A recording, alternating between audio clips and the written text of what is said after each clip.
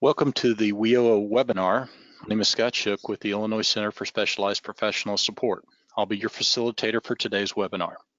As a reminder, all participants on the call are in mute mode. Please use the chat box for any comments, and there's a question box if you have questions that you'd like to post for the moderators. This webinar will be recorded and be available on the Illinois WorkNet website, usually by the end of today. You will receive a survey asking about today's webinar. Please share with us your experience and any suggestions that you might have to make or help us to improve these webinars. With that, I'd like to start our webinar and hand off to Sarah Goldhammer, who will be helping to facilitate our session. Thanks, Scott. Welcome to Strategies to Implement Successful Collaboration Between One-Stop Core Partners. We're very excited today to have our three presenters. They presented this session at the Illinois WIOA Summit, and they are welcoming, or they were happy to come and share again today with a broad webinar audience. So thanks for attending. As Scott said, my name is Sarah Goldhammer. I'm from the Southern Illinois Professional Development Center. And so let me introduce and welcome our presenters and turn it over to them so they can get started. Thank you to Jennifer Serino from Lake County Workforce Development Board, Dr. Arlene Santos-George from the College of Lake County Adult Education Division, and Jesse Morales from the College of Lake County Adult Education Division. So let me turn it over to Arlene at this point and we'll get started. Next slide, please.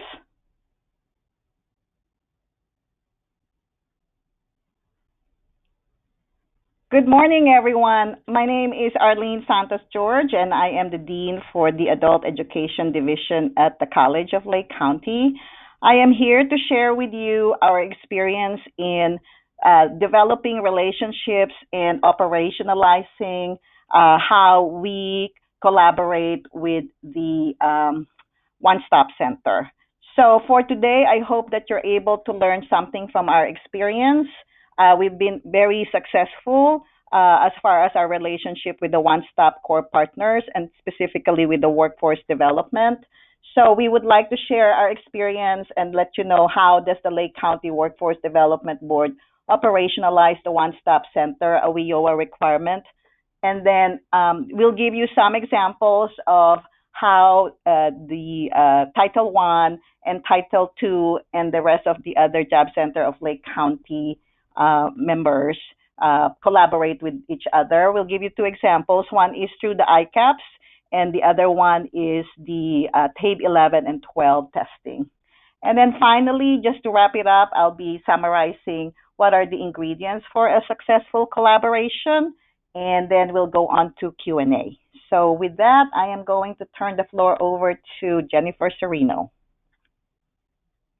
Thank you, Arlene. Good morning. This is Jennifer Serino with the Lake County Workforce Development Board. I'm going to start with a polling question to help us gauge the level of service integration in the audience. So if you could go ahead and select one, and then we'll talk about the results.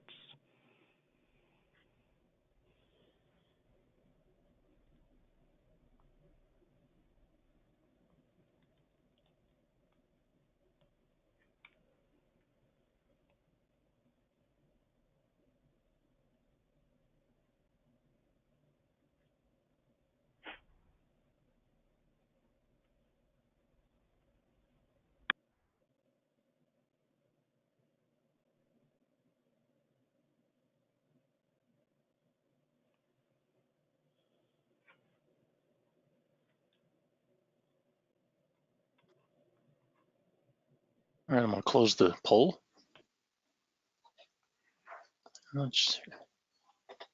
And share. Thank you, Scott. As expected, we're all over the place. A lot, more than half of us have initiated at least one service of integrating services.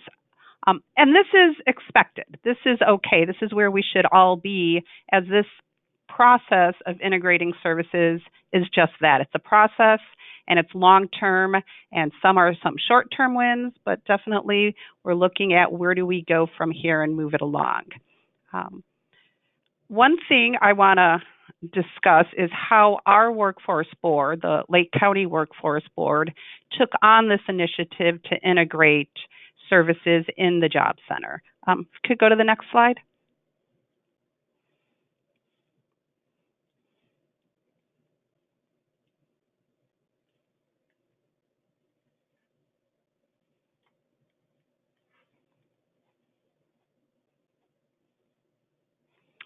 So what our workforce board did here in Lake County is, as it's required through WIOA, there has to be work towards a level of service integration with the 4 core partners that are in the Job Center, as well as the required partners.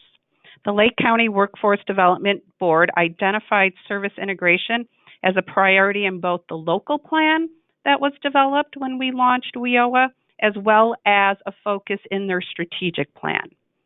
From the strategic plan, the Workforce Development Board identified a committee, the Operations Committee, and right here you see the goal of the Operations Committee.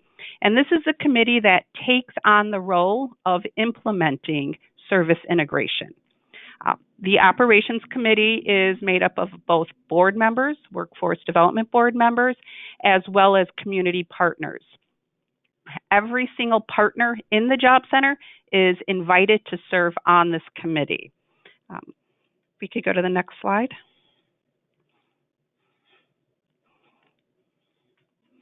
It's at this committee that all the actions through the Job Center are discussed, decisions are made, performance is evaluated.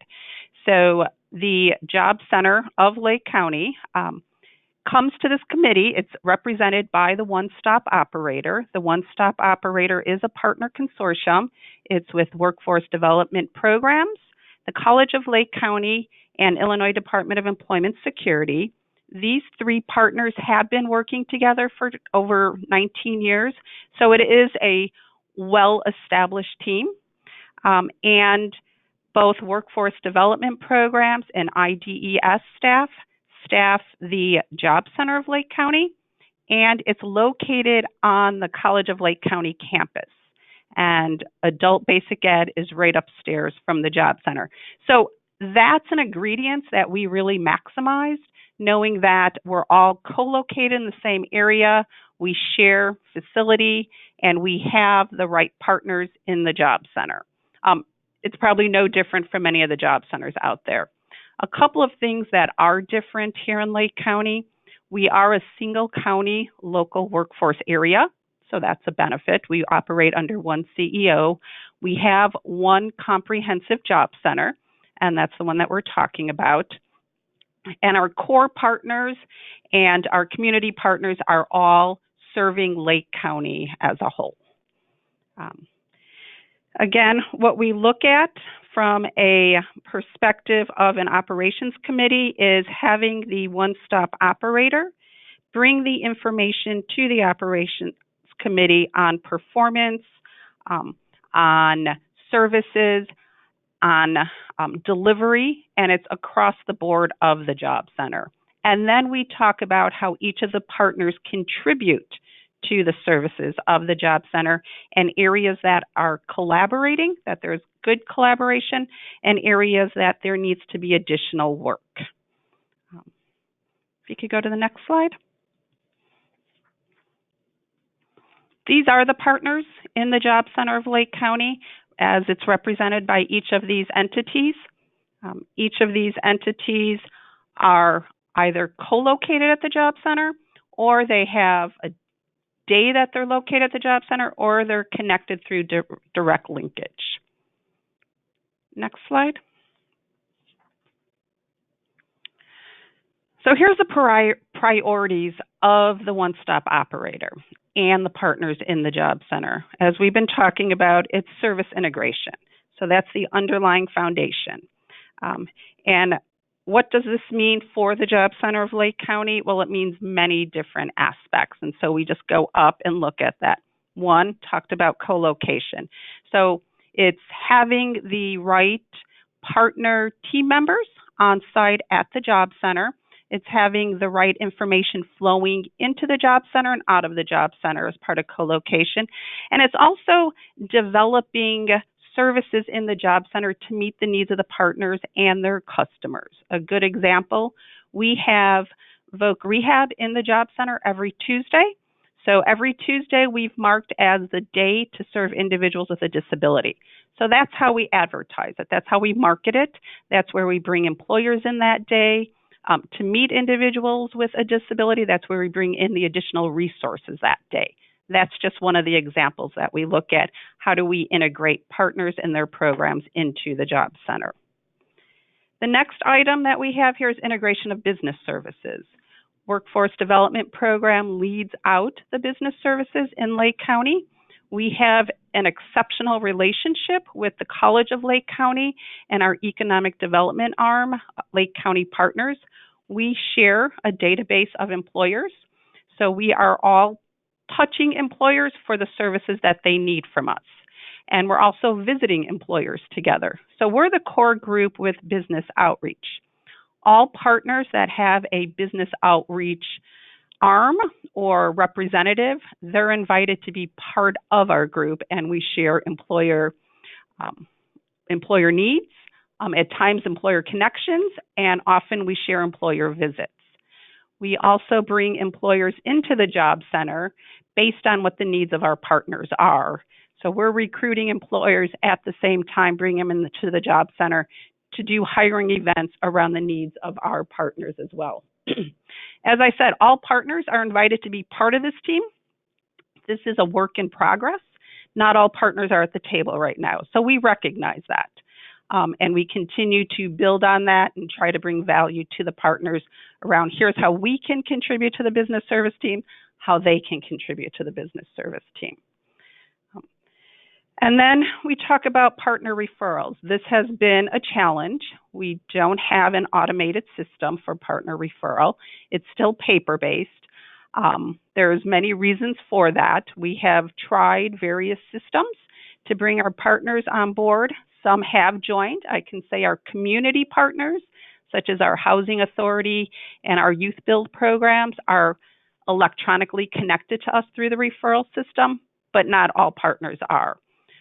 So the job center has taken on the responsibility, the one-stop operator has taken on the responsibility to manage this referral system and try to work to get other partners on board.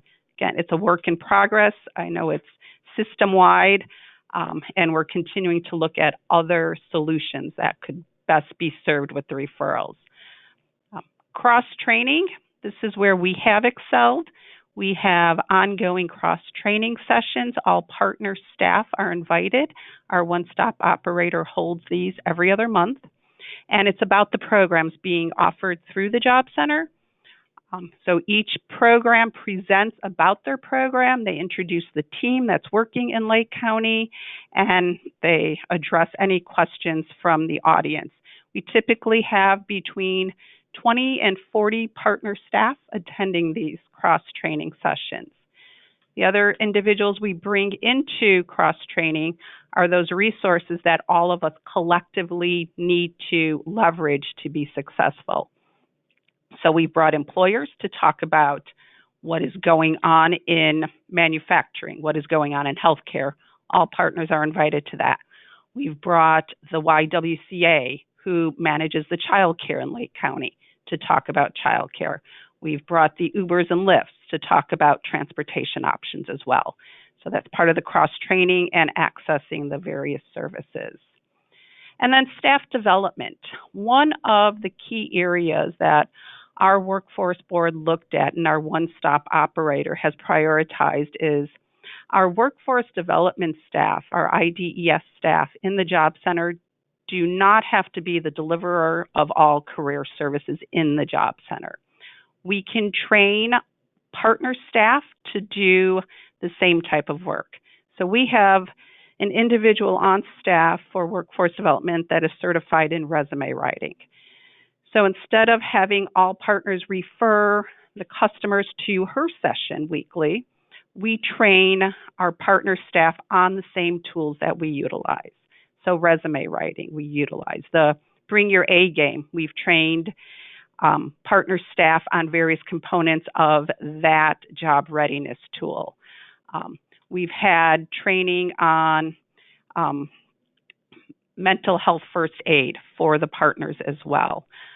Training on services to individuals with a disability and a disability resource navigator. So again, we're building the capacity of all partner program staff in Lake County to be able to serve across the board and not just within the job center. So that was one of our initiatives with our board as well. How do we reach out to various components in the community with our partnering programs and not just always hub it within the job center, but that is the cornerstone of the programs.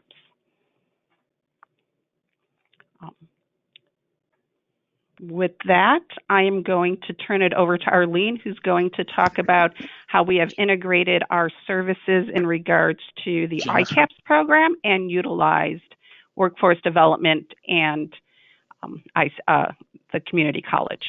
Jennifer, before we do that, would you be willing to take a couple of questions? Sure.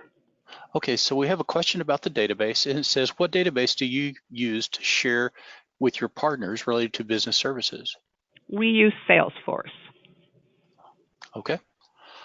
The second question, who leads the business services team? And the question, OSO? So workforce development program. So it is the staff of workforce development. So that's the service delivery of Title I in Lake County, and that's who leads the business service, along with our economic development group, Lake County Partners. So that's a public-private entity in Lake County, and then also College of Lake County when there's an education component tied to that. Thank you very much. That concludes the questions. Thank you. All right, thank you, Jennifer. For my part, I will be talking about how we are able to develop ICAPS programs in collaboration with the One Stop Center and also with the Workforce Development Board. So I would like to begin by asking 3 polling questions. So Scott, if you don't mind pulling up the first question. The poll is open.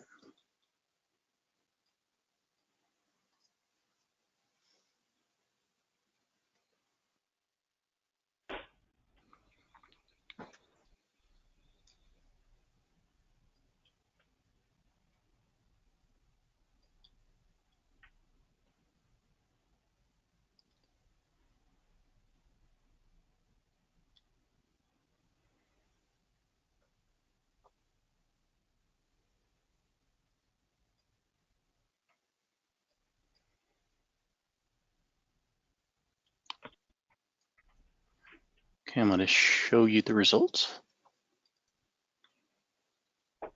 All right, it looks like things are going well in terms of percentages. Majority have at least one ICAPS certificate program, and there are still 35% who probably are in the stages of developing, exploring ICAPS programs. I would just encourage those that do not have ICAPS programs yet to attend the Transitions Academy, which is going to be next week. That has been very helpful for the College of Lake County to develop our own programs. Next polling question, please, Scott.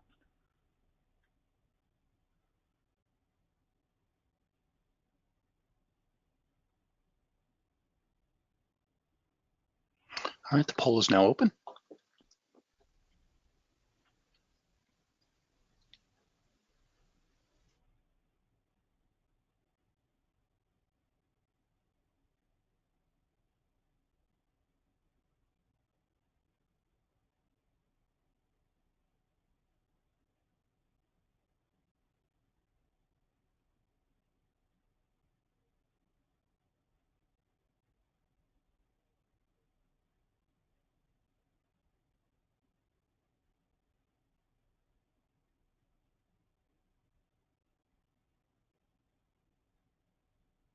I've closed the poll and present it. This is really very encouraging that 39% of the attendees today that they actually have found ways to collaborate with their one-stop center to offer ICAPS programs. And hopefully in this session, we will be able to illustrate how we do that. And also for those that do not yet collaborate or have no ICAPS programs yet, I hope that you'll be able to find out how we at the College of Lake County and the Lake County LWIA 1, how we were able to develop a lot of ICAPS programs successfully together. So next question.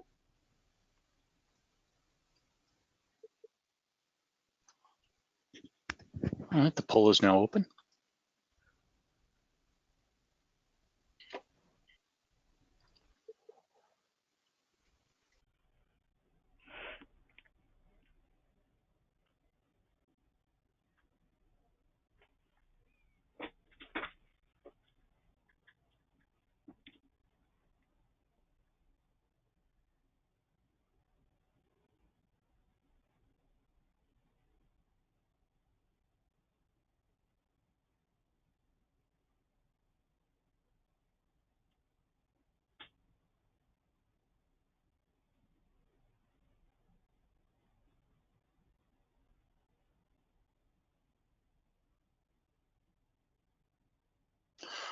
Okay, I'm going to close the poll. Poll is now closed.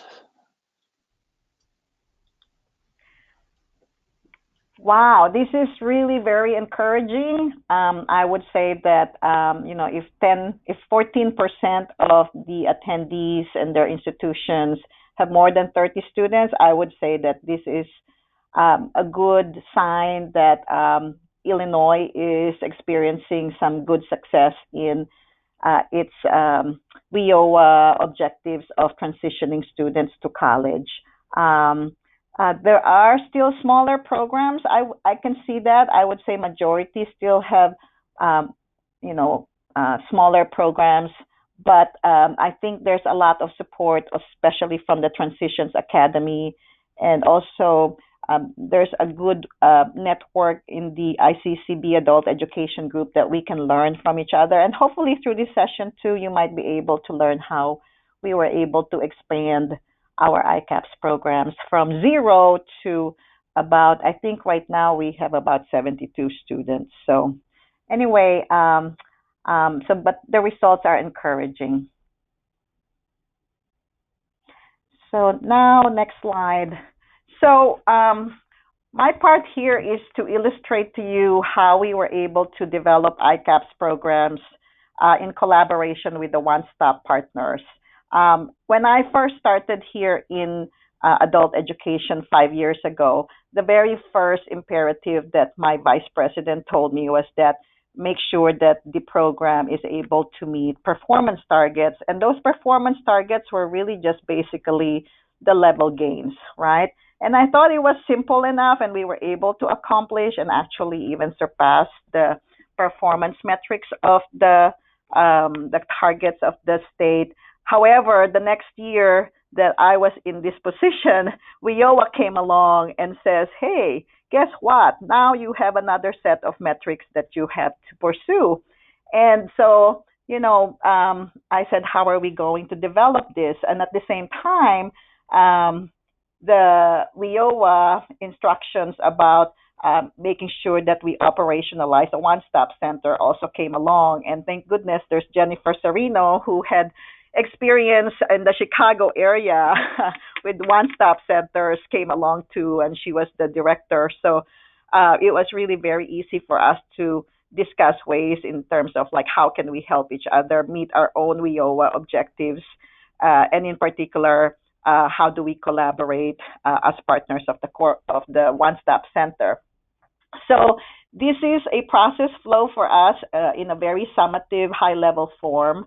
But what we do initially is CLC's adult education program. We propose an ICAP. So let's say we're developing a new ICAPS programs. Internally, there's a lot of things that happen first within CLC in terms of my collaboration with the other departments and also academic divisions at CLC. So everything has to be in place first here at your own institution in terms of a proposal. Everything in terms of team teaching, funding, classes, instructors, you have to set that up first. And when you do have a really good proposal, what you do is you actually have to present that proposal to the Lake County Workforce Development Board and its committees. Now, bear in mind that one of the most important things that you should consider when you do make a proposal is that it has to be programs, certificate programs that addresses the needs of industries that have high demand occupations. So we do a proposal. It's basically like a 1-2 page proposal. We present it to the employer connections or the operations committee to review. And actually now Jennifer has come up with even a better idea. And so she was able to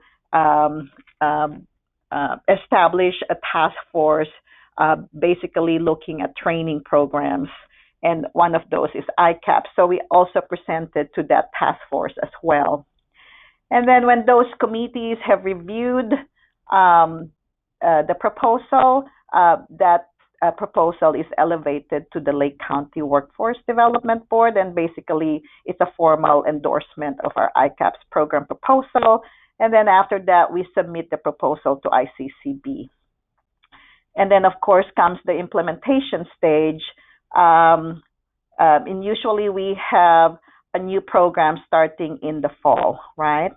And with that fall cohort, we have a student success team that basically supports everything that the student needs in terms of enrollment, how, they need to register, they need to fulfill all the requirements of the certificate program before they can enroll, having the financial aid or tuition waivers taken care of so that they don't get charged, like two weeks into the program and they get a bill. So our student success team also takes care of that. And then, of course, monitoring their progress. Now, one thing that I would like to emphasize for our next step is that the student success team, there are 3 full-time student success coordinators and 1 part-time. And then there's a student success manager. Currently, we have a student success coordinator holding office hours at the Job Center of Lake County. I don't know if this is typical of the other community colleges or other providers of adult education, but this is one very important ingredient. And just like Jennifer Serino had said, co-location is very important in making sure that we operate very smoothly and that we work collaboratively. So we have one student success coordinator there on a Monday, and that's for the full day. It's 8 hours. And then we have 2 more student success coordinators who will be holding office there in the fall, 4 hours each, and we just have to determine which day they can be there because, of course, Job Center, we have to coordinate with them in terms of the best day and time to be there. At the same time, those student success coordinators, if they are not there at the Job Center of Lake County, they are actually just on the 2nd floor of the same building that the Job Center of Lake County is located. So it's easy enough to refer students to the Job Center of Lake County. So with that presence, ICAP students are actually being provided services by the Job Center of Lake County, especially at the time that they need to be placed in a job. Next slide, please.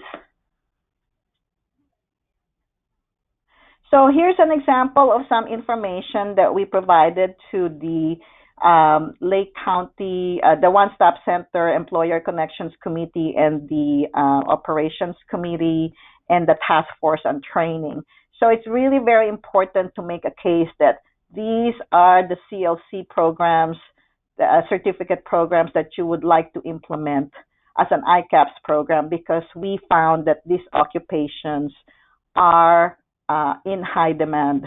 So most of the times you would develop programs that are on the your workforce development board's high demand occupation list, and there are certain times that they may not be because the list is still not updated.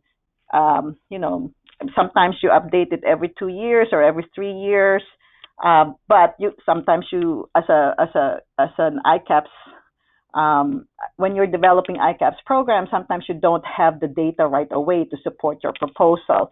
So, but that doesn't stop you from making that proposal to your board, because there you could find the data, or if it's not in the high demand occupation list, you can work with your one-stop center to make a justification for that proposal. So I'll give you some examples. So here we propose for the 2020 academic year, we propose that we, in addition to the existing programs that we already have in ICAPS, we propose that we will have an ICAPS in administrative management and technology. And there are 2 certificate programs there. There's the receptionist and information clerks and the general office clerk certificate. For the computer information technology, actually there's also 2 certificate programs there. There's the Cisco networking and the desktop technician program. And then we also propose an automotive collision repair ICAPS, and then an early childhood education. So one of the things that I learned among my core partners is that when you make a proposal, you do not use the job growth rate. You actually use the annual openings. And this was really very helpful for me, because if I look at the job growth rate, they were like 2% or 3%. But the Lake County Partners, who is part of our Employer Connections Committee, says, hey, Arlene, you can convince us better if you use annual openings. And so that was really great. And so when we look at annual openings, it was enough for them to be convinced that, yeah, this is a high demand occupation. Now, one of these new certificate programs that we are proposing, the early childhood education, that came from the community members who came to our program and said that, hey, we need help in providing education to a lot of workers out there working at daycare or even having their own home daycare. And they cannot have the appropriate short-term certificate programs to be able to get their credentials. So unfortunately, though, that is not in the high demand occupation list, and it's also not in the, I believe, in the state list as well. But one very productive example of how we collaborate with the Job Center of Lake County is that, between Jennifer Serino and I, we said, we're going to be able to, request for an exception to, I believe, the DCEO to make sure that it's also in one of the high demand, not the high demand occupation list, but get an exception based on local conditions. So that is our agenda for this coming fiscal year, and I really look forward to it also being approved. So, but the other new programs, new ICAPS programs, they've been endorsed by the committees that we have already presented to. So next slide, please. Arlene, before we go beyond this, would you give us some background information about ICAPS, its overall effectiveness, and why it should be a focus of the local workforce system? Oh, ICAPS is it's a state initiative. It's called the Integrated Career and Academic Preparation System. It's a pedagogical and student development model that has already been tested in other states like Washington, I believe. And so Illinois is using that as a vehicle to transition students from adult education to college and the workforce. And it's all part of what they call an integrated education and training model, wherein students are being provided contextualized learning, and together with team teaching actually helps the adult education students who, of course, have different needs from a regular college level student. So adult education students started out with needing they have basic skills in reading, writing, math, and also a lot of our students have they're English language learners. So given that characteristic, it is really important to provide them with a successful framework or model to transition to college and the workforce. So ICCB is very gung-ho about let's use the ICAPS program. So that's what we've been using. And is it effective? Oh my God, it's very effective. And it's not just effective just for the ICAP students, it's actually effective for non-ICAP students. And I can tell you how we do that. But in our ICAPS programs, graduation rate is at least 90%, and then job placement rate is also in the high 80s to 90s.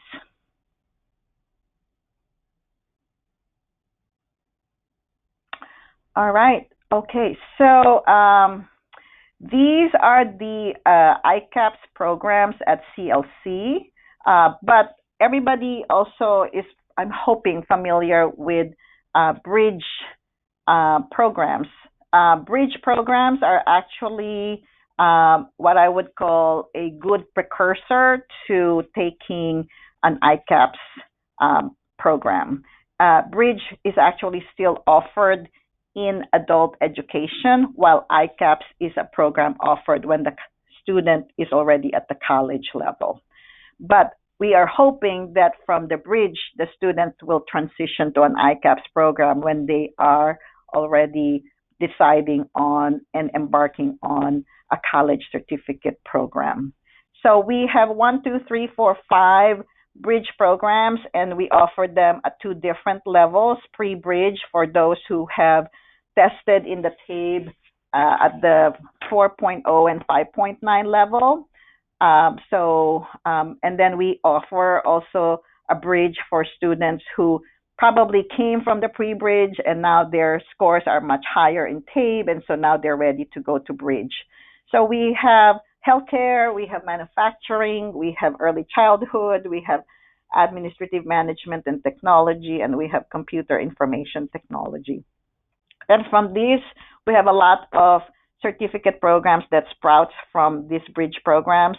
In healthcare, we have a CNA certificate, and it's basically just a 1-semester program.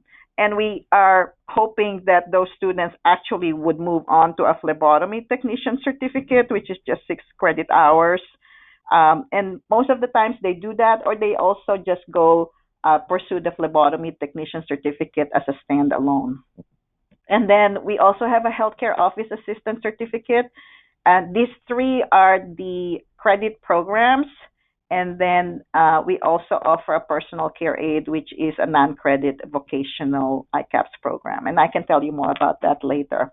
For the manufacturing is sort of like our catch-all for any science, math, ICAPS programs that we have. So here you'll find our automotive technology certificates programs, and there are 3 of them. And we have 1 HVAC certificate program. And then we are also trying to reignite our CNC operator ICAPS program. We haven't offered that since we started offering ICAPS, but it is actually one of the programs that were grandfathered as an ICAPS program because it was part of the Accelerating Opportunities grant program that we had more than 5 years ago. And then, of course, for fiscal year 2020, we will also have the automotive collision repair. And then for early childhood, we are trying to approve for maybe fiscal year 2021 the level 2 Gateways to Opportunity credential, which is 18 credit hours. For the Administrative Management and Technology, we have the General Office Certificate. I mean, students have the option to choose among these 2 certificate programs. And those 2 certificate programs are currently in ICCB awaiting their approval. So one is General Office and the other one is Office Professional Certificate. And then lastly is the Computer Information Technology ICAP's programs. One is desktop support and the other one is Cisco. And those are also awaiting approval from ICCB. And we're hoping it will get approved by Jennifer within the next, before the fall semester starts.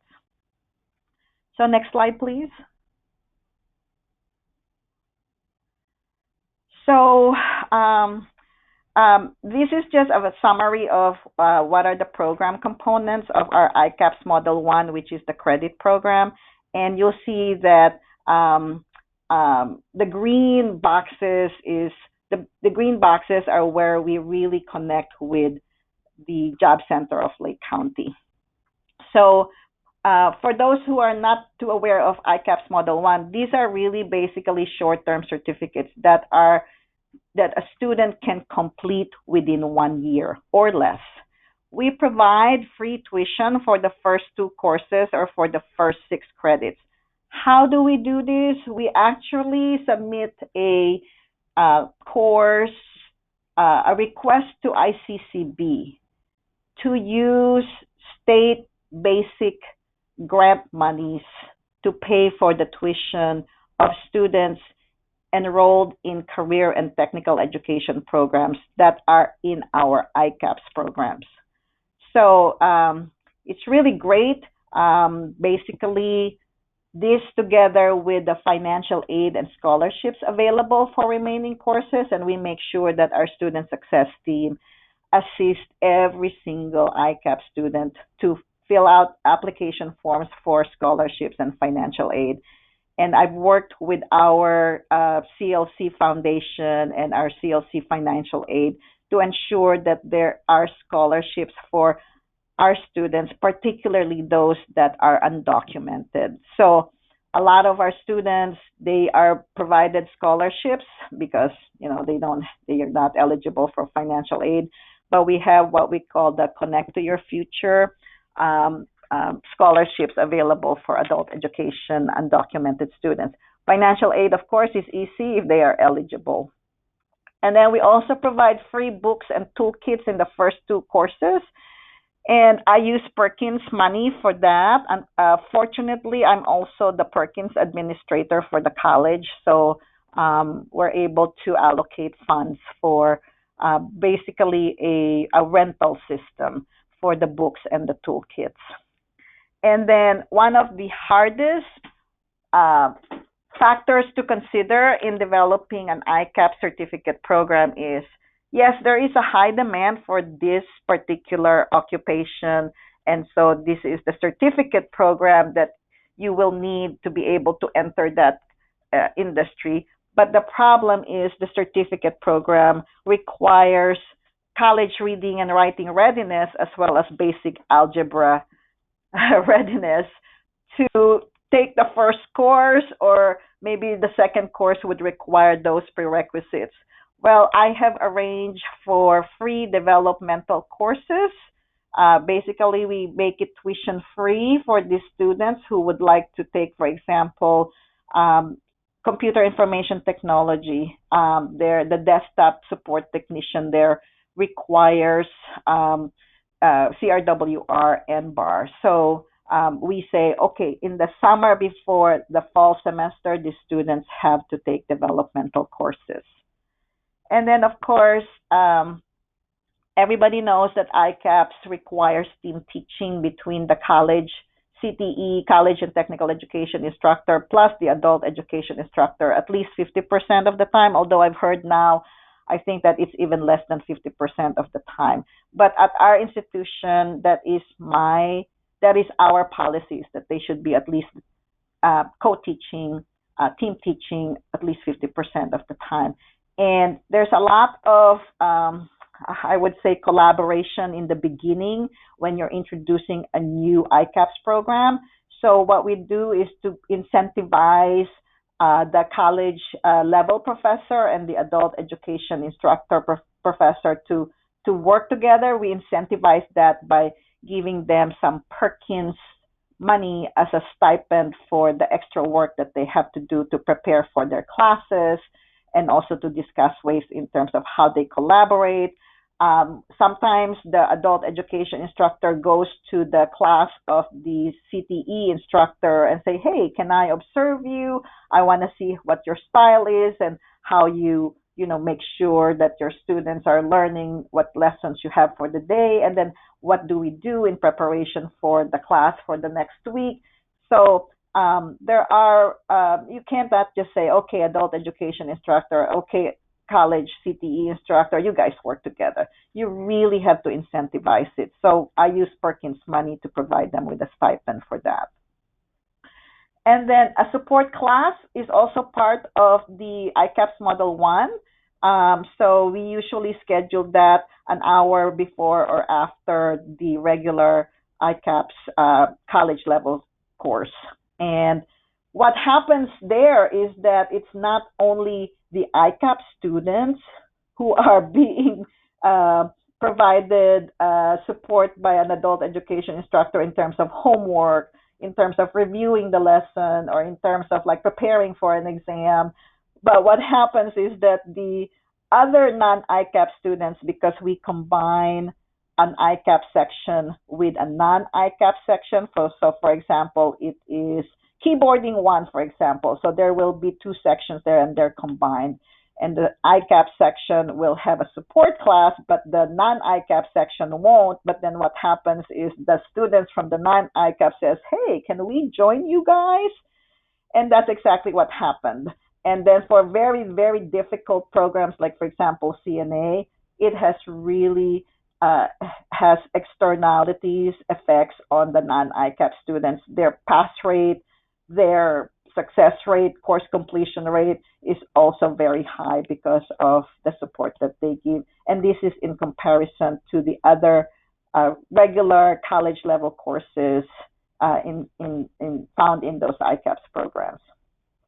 We also provide support for state exam preparation. And then lastly is the support from the student success team. These ICAPS cohorts, there are student success coordinators assigned to each of those classes or those cohorts. And the student success team provide the job search referrals and assistance through the Job Center of Lake County. Like Jennifer said, we do have a form, and it's only a paper form, but referrals are being made to the Job Center of Lake County depending on the needs of the students, housing needs, food needs, transportation needs, jobs most especially. And then the last thing is the employer connections. One of the ways that the Job Center of Lake County has helped us is to identify employers that we can work with. And so, for example, like for the CIT program that we have, we are one of the employers that will be hopefully be working with more, in the end is actually the Lake County Department of Health. So that was a referral made by the Job Center of Lake County for us to work with. And then one of the other ways that the Job Center of Lake County also is involved with our ICAPS program is that we actually have what we call job fairs. So we had a manufacturing job fair. I think it was not last year, but the year before. And we're going to do it again now in October as part of October Manufacturing Month. But the adult education students were actually given a lot of attention by 4 or 5 manufacturing employers, and there was recruitment that happened in that event.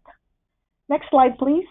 Before we leave that, I do have a question that sounds germane. Can you tell us a little more about the free tuition for the first 2 courses? From whom and how do you get it? Okay, so ICCB actually has a form, and if you, I I mean, I can direct you. I can actually give you the form if you want to email me afterwards. But it's a form that you fill out and you identify the course that that can be funded by the state basic grant. And you just have to identify the course. You have to provide a description of what is the course, what are the objectives of the course, and then what certificate program does it lead to? Is it part of how many courses before you can finish a certificate program? And then you submit it to ICCB, and ICCB approves it. And then what you do is when you get your grant award, you actually allocate however much you need to fund the tuition of the courses that your ICAP students are taking. So, like for me, I allocate about $50,000 per year from the state basic grant that we receive from the adult education grant.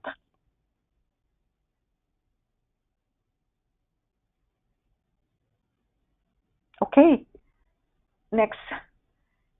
So ICAP's Model 2 is the non-credit approach for an ICAP's program. So everything is the same in terms of team teaching and support class and support from the student success team. But this is the difference is that we work very closely with the Job Center of Lake County with this because it's non-credit, funding is not, funding my students in ICAPs for non-credit programs is very limited. I can't use financial aid. I can't use scholarships. I mean, I could use scholarships, but it has to be very specific to a non-credit program. So with the Job Center of Lake County, we are able to provide WIOA vouchers for course tuition and fees for eligible students. So most likely you will find that students who go to these programs are students who can pay the course fee for the ICAPS program, which is usually it's just one course over how many Saturdays, right? Or we can use WIOA vouchers for the course tuition and fees for eligible students, and so those students tend to be the ones who are documented. So what we have offered here is the personal care aid last fall of 2018, and we're hoping that we will be offering a pharmacy technician in spring of 2019, but that's still in the works. What we normally talk with the Job Center of Lake County is there a partner? Is there an employer that we can work with? And they say, oh yeah, there's for the personal care aid, there was a paid internship available afterwards. And for the pharmacy technician, we're still working on that. And then, of course, on top of that, there's also job search referrals and assistance through the Job Center of Lake County. So part of the Job Center of Lake County, one employer, Life Care, I believe, is part of the Job Center of Lake County that we were able to introduce to them because we found, so this is also, as you can see, it's a two-way street. So we refer our students to the Job Center of Lake County, and then the Job Center of Lake County also make referrals to us in terms of like, here are the employers that you can work with. But it's also a two-way because we also refer our own connection. So like we have a connection with with Life Care. It's a personal care aid, a home health care aid provider, right? And we refer them to the Job Center of Lake County so that they can be part of that network. So, but Model 2, we really work with the Job Center of Lake County because the WIOA vouchers, we can use those. And then we work with our Workforce Professional Development Institute of the College of Lake County, which actually offers the training itself. And next slide, please. So here is our enrollment in ICAPs in fiscal year 18 and 19. We started with 41 in fiscal year 18, And then in fiscal year 19, we were able to go up to 72 for an increase of 31 and percentage change of 76%. What you can see from this data, however, is that, well, it kind of fluctuates. If you look at certified nurse assisting, we had a good start in fiscal year 18. Fiscal year 19, we were only able to get 6. HVAC is always very, very successful. Automotive technology is also successful. Healthcare office assistant, sometimes there's a struggle there. Well, actually, there's a struggle there because of the college reading and writing readiness requirements and basic algebra readiness. And then personal care aid, that should have an E, aid. We had 16 in fiscal year 19.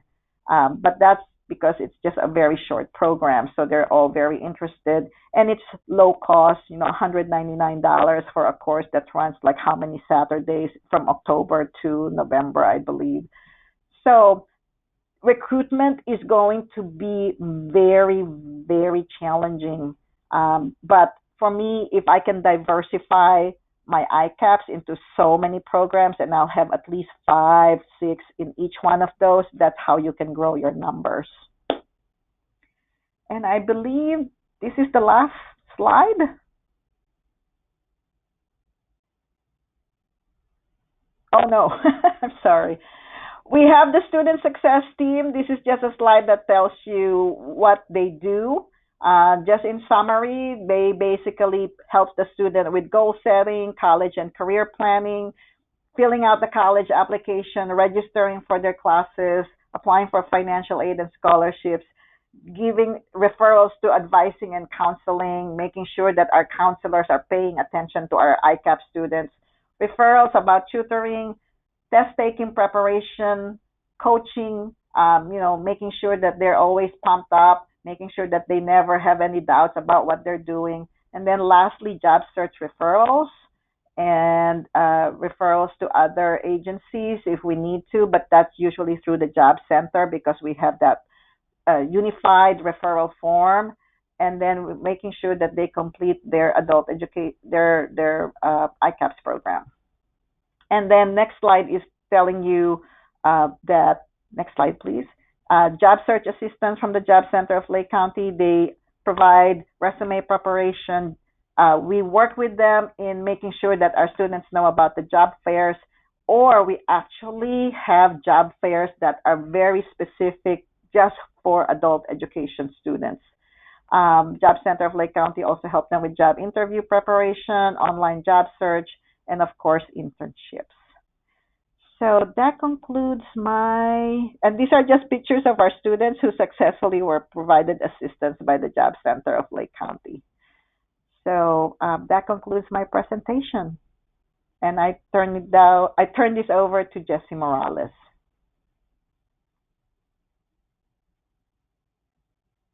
Great. Good morning, everybody. My name is Jesse Morales. I am the Operations and Compliance Manager for the Adult Education and ESL Division at the College of Lake County. And I am going to talk to you about one of the hottest topics of fiscal year 19, which was TABE 11-12, and how the Title I and Title II partners integrate the services in regards to TABE 11-12. I just want to give you a little bit of some back information. So in December 2018, any adult education and family literacy provider was required to, or in January 1st, 2019, any AEFL provider was required to transition to TABE 11-12. Our Workforce Development Center partners also originally had the same date, but then they got pushed back to July 1st, 2019. And so in September 2018, our One Stop Center actually hosted a training. They brought the Digital Recognition Corp representatives, so DRC, they're the ones that facilitate the TABE 11-12 online and paper tests. They brought them to the site and they invited CLC to come join the training. So I'm going to stop there, and if Scott, you could put up poll number 5. And if you guys could answer this, does your local One Stop have staff available to accommodate the TABE requirements for Title I programs?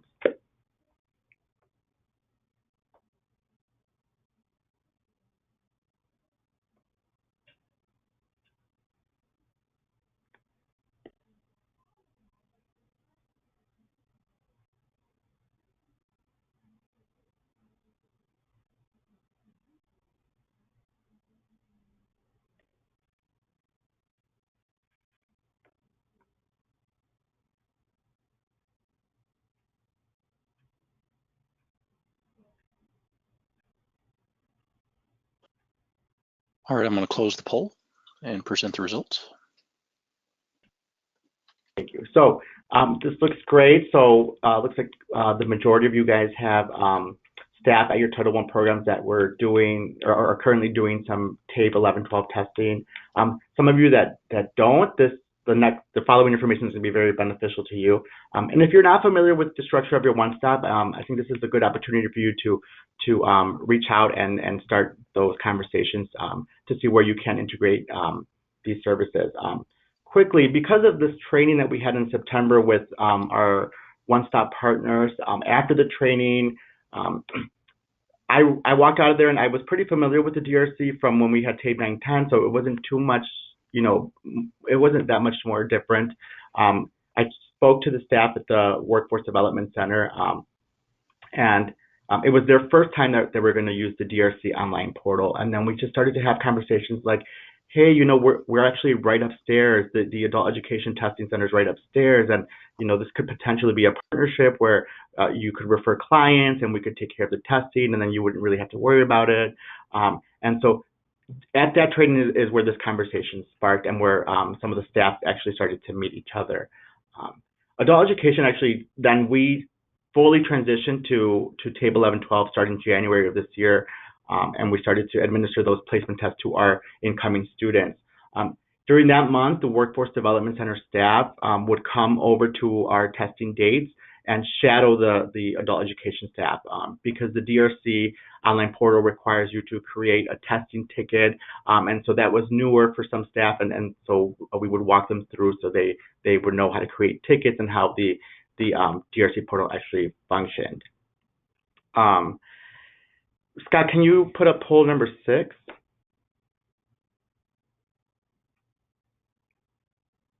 And then which format of TABE 11-12 is your program using?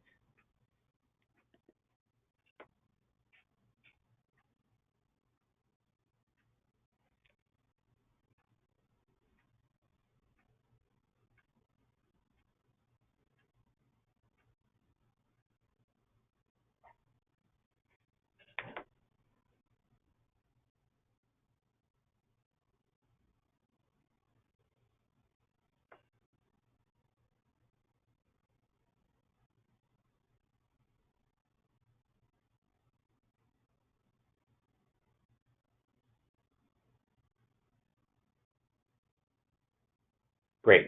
So it looks like the majority of you are using computer-based, some paper-based, and some of you are doing both. So here at the College of Lake County, we actually do both, but with the majority of our placement testing is computer-based. And we chose to do that because of the complexity of the TABE 11-12 and the different times for the math portions. And it also was very easy for us to collaborate with the Workforce Development Center with an online computer-based test. So when talking with the Workforce Development Center staff, we found out that they had some funding that required them to purchase online tape tests, which would then be very easy for us to collaborate with them. And so in January 2019, we also started, the CLC Adult Education staff also started to administer the TABE 11-12 to Workforce Development Center clients through a referral system. And just to give you some data there, since January 2019, the Adult Education has received 252 referrals from the Workforce Development Center to take TABE 11-12.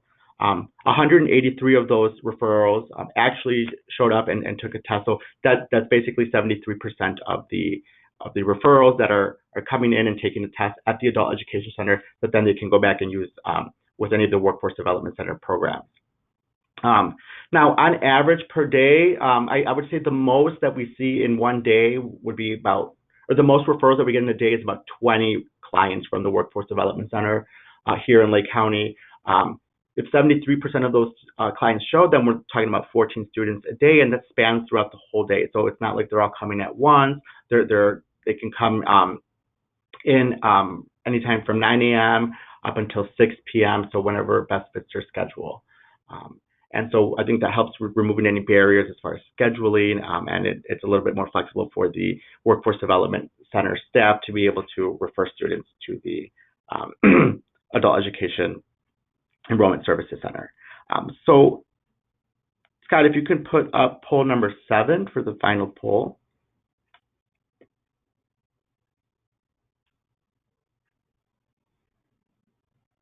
So my local AEFL provider or adult ed provider has staff available to accommodate the TABE requirements.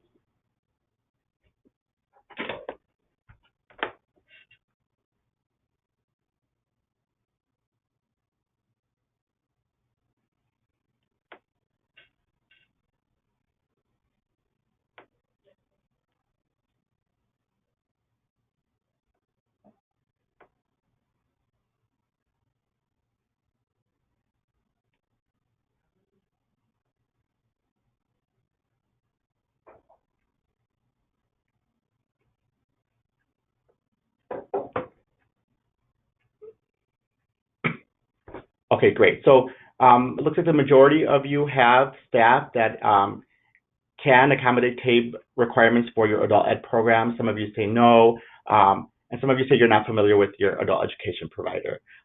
So for those of you that do have staff available in your adult ed programs or your AEFL provider, this is a good opportunity to leverage that staff to collaborate in a TABE 1112 integration with your one-stop or workforce development center. If you're not familiar with your AEFL provider, again, this is a good time to start having those conversations, introducing staff, and to get the ball rolling on this type of integration.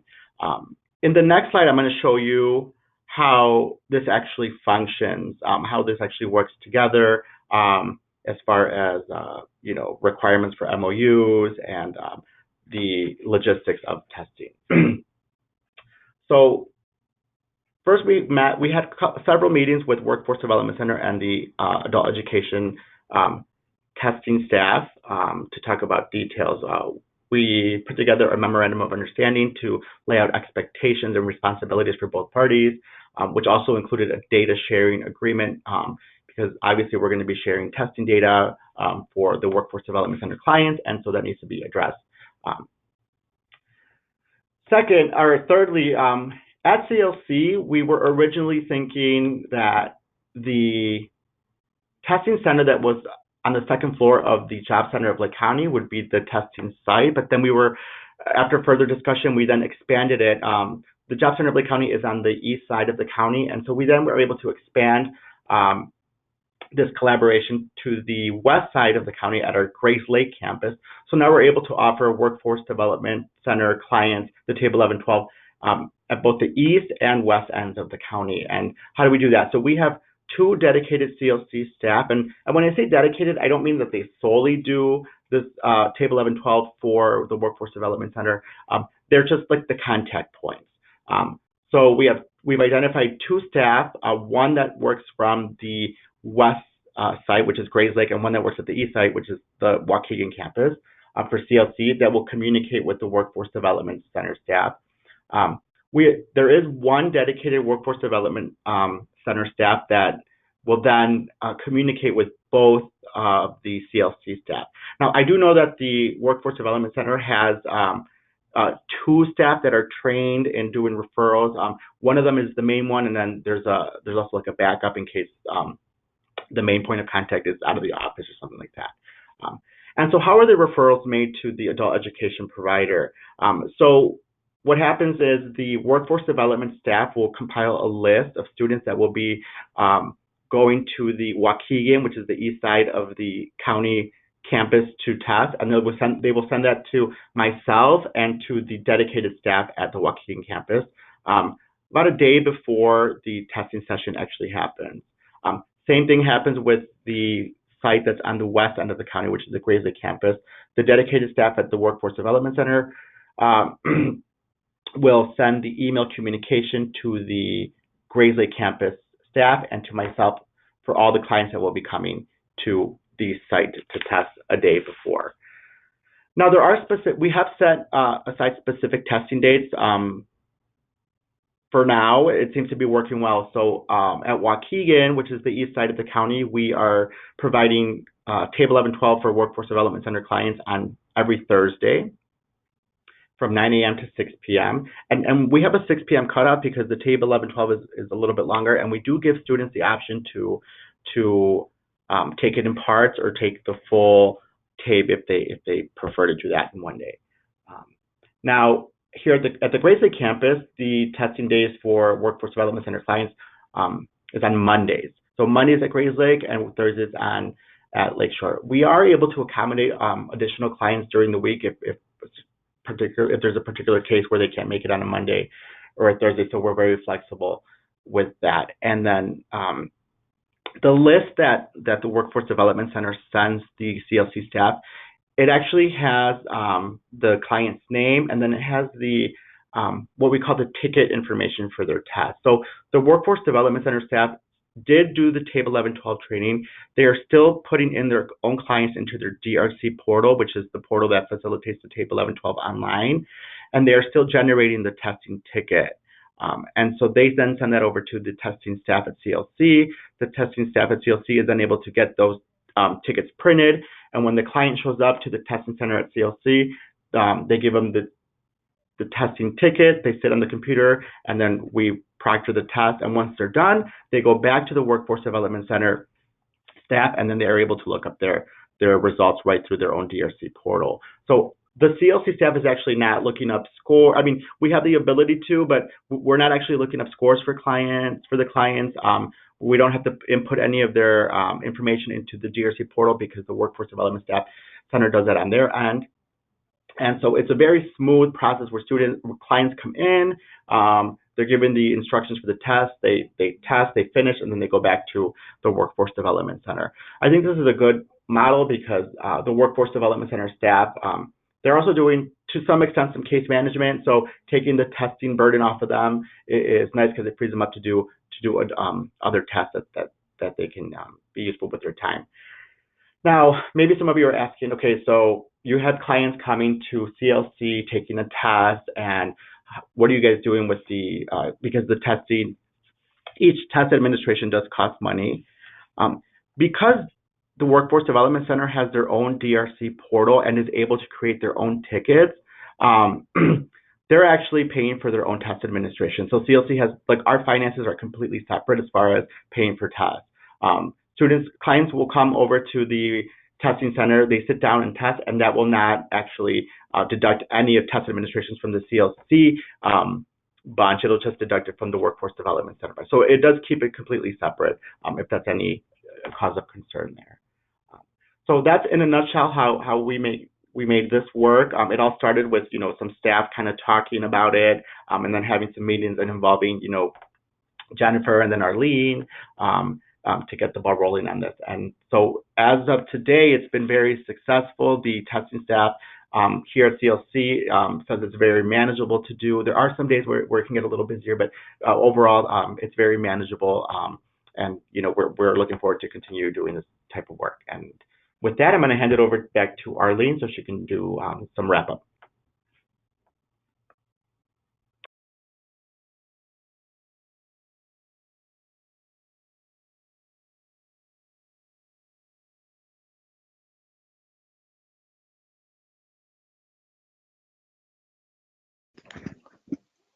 I believe we were wanting to have Arlene come back in and be able to conclude. I am so sorry, but I was on mute. Anyway, I just want to wrap up by summarizing what we have done in the past year or two. We've done a very successful collaboration with our one-stop partners, also in particular with the workforce development. That's the Title I core partner. What we've been doing successfully is making sure that we participate and engage in the committees and attend the Workforce Innovation Board or Workforce Developmental Board meetings regularly. And by that, I mean being a voice for adult education is very important to be in that board. And in the committees as well, I participate in the employer connections as well as the operations committee as well as the task force on training. And through those committees, we are able to generate ideas for, how do we integrate services such as the one for TABE 11 and 12, and also such as the process that we have developed for ICAPs.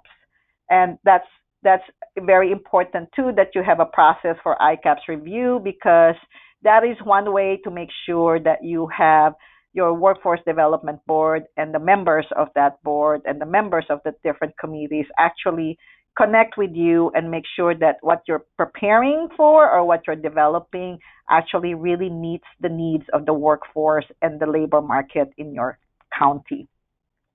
And then co-location is very important. That's why we say provide direct services at the one-stop center. We don't have, we also have off-site services, because we do have a phone that is there at the one-stop center that a client at the one-stop center just goes to that phone and it connects directly to our adult education enrollment center. But it is really very, very advisable to have your staff there given times of the week, Mondays or Thursday, depending on what whatever you can allocate given your staffing. But it's really very important. One advantage is, of course, you are able to answer questions right away. If the client of the one-stop center is somebody who's needing basic skills in reading, writing, or math, you are there to answer their question right away. And then seek ways to integrate services such as the tape testing. When I say seek, you really have to think about, there's a new development such as tape 11 and 12, and we were all thinking about, this is going to be a challenge for us. But then we also now found out that, of course, tape 11 and 12 has to also be used by by Title I in providing services and to their clients, and so we all kind of, he had a eureka and says, oh my God, what can we do about this? And since our staff at adult education is really very adept and very knowledgeable about testing procedures and testing regulations and such, it was just so easy to say, we can do the testing for you for TABE. And then it's very important to be very clear about what your roles are, and what your expectations are in those kinds of integration. So the MOU is very important when there is especially exchange of data and other agreements too. But for ICAPS itself, we don't have an agreement, although there is a process that's already well understood by the committee members as well as the Workforce Development Board. And then cultivate strong relationships. So I don't know if everybody is familiar with an area planning council, but adult education providers are supposed to be part of what they call an area planning council. And so for Lake County, we are APC 532, and it is comprised of 3 adult education providers, and that would be College of Lake County, Highland Park High School, and Mundelein High School. And then we have other members of that APC as well, and one of which is the Title I representative. And Jennifer Serino has actually been also participating in our meetings as well.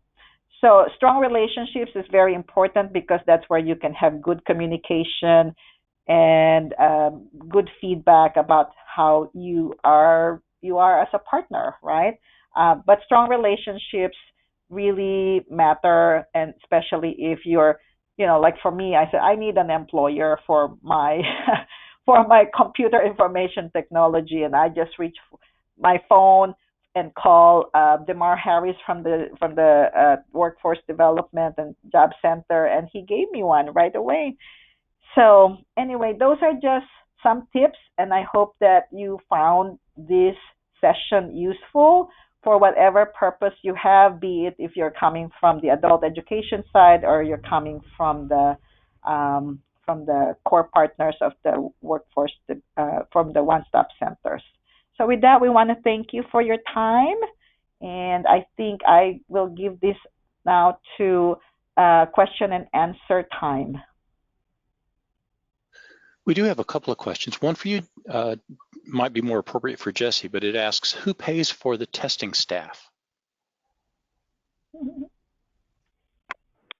Yeah, I can answer that. So the the adult education testing staff is actually, I mean, their original role is to provide all the placement testing for incoming adult education students. So that comes out of our AEFL grant money. And the only thing is that we're leveraging services with the Workforce Development Center. So we can provide Table 1112 services. They can then help us provide, job seeking services. So the actual salaries from testing staff comes out of the adult ed budget. Can I also add something to that? The usage of adult education grant monies, of course, is supposedly to serve adult education students, right? That's understood, right? Now, for this part of their responsibility to provide services to our one-stop partner clients, we actually have funding. The funding for the enrollment services specialists comes from two sources. One is the grant monies, and one is our educational fund, the college fund. So just to make sure that it is safe that we also provide services to non-adult education students, we do have funding from the college.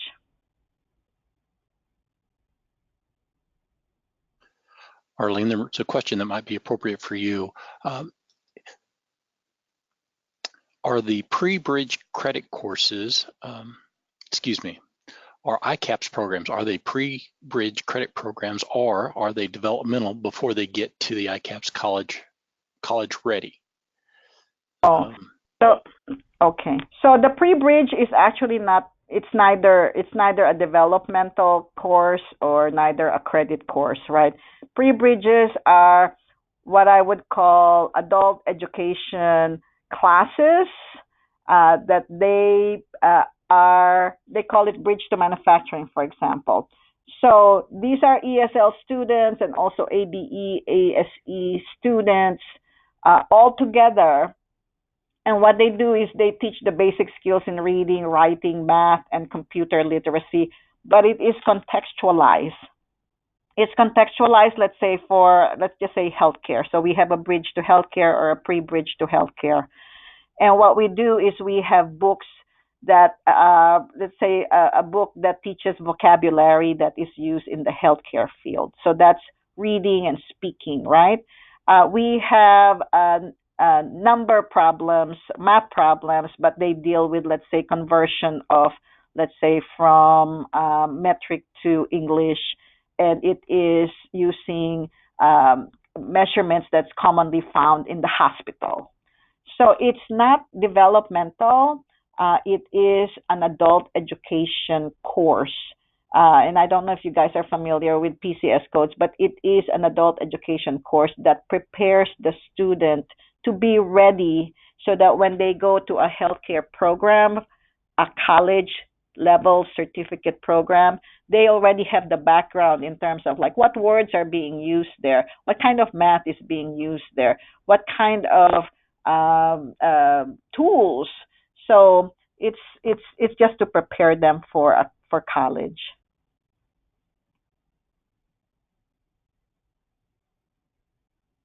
Thank you. That concludes all of the questions that we have.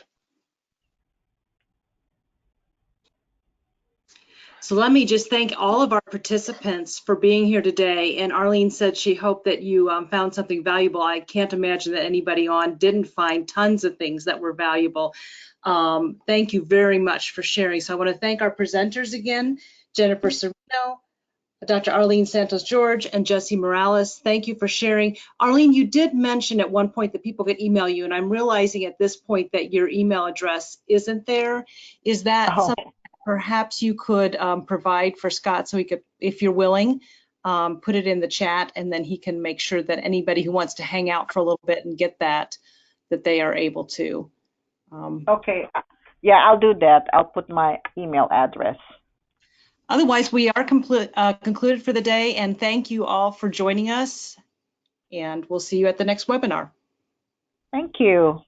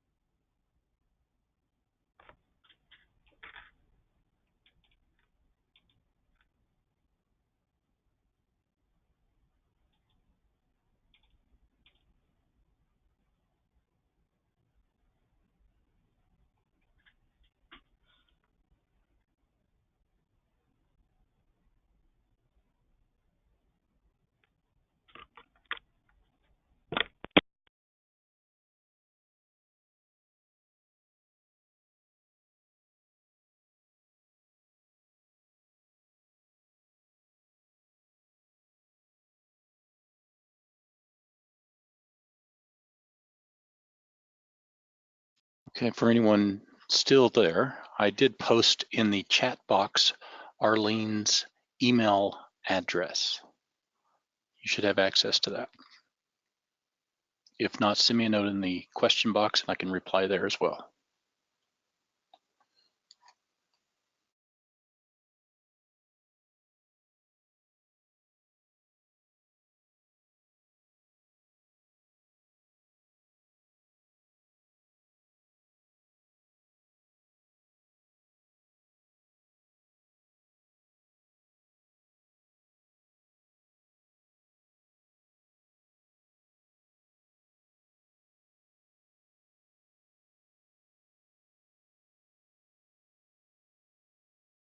With that, I'm going to conclude this session and thank you for attending.